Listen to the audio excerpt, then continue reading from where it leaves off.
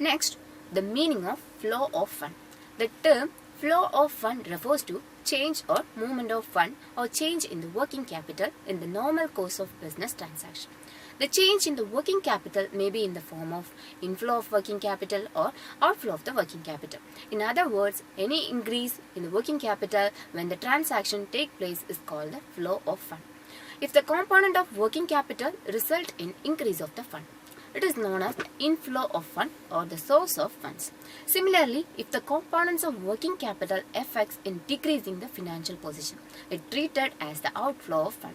There is no flow of fund. Sometimes transaction may not be any movement or change in the fund position. Such transactions are involved within the business concern are called the no flow of fund.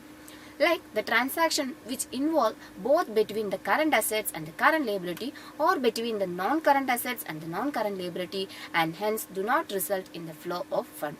There are certain objectives for the fund flow statement. To serve as a techniques of managing working capital and to know change in the working capital, reveal the short-term financial strength or the weakness of business and to anticipate the working capital position.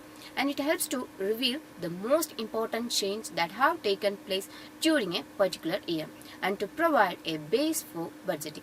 There are certain important or use of fund flow statement. It's mainly useful to shareholders and useful to long-term creditors and the debenture holders and useful to short-term creditors, banks and financial institutions and useful to management. There are some limitations for the fund flow statement. It's historical in nature, it's original and it cannot reveal the continuous changes. It does not take into the account those transactions which do not affect the working capital and it's only a supplement to financial statement. It does not reveal the cash position of a business.